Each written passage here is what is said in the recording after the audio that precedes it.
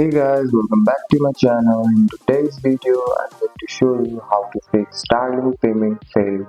It means your monthly payment did not go through and your service may be limited or stopped. Open the Starlink app on your phone, tap account or bill to see the payment message. It may say payment failed, past due or restricted. Look at the card or payment method on file. Make sure the card has enough balance, the card is not expired and the card details are entered correctly. If needed, add a new card or update the existing one. In the billing section, tap pay now or retry payment. Wait a few minutes for the payment to be processed. Sometimes blank block online or international payments. Check for a message from your bank and approve the transaction if needed. After payment is successful, unplug the router, wait one full minute, then plug it back in. Give it 5 minutes to reconnect. Then go back to the Starlink app. Your status should change from restricted or offline to online.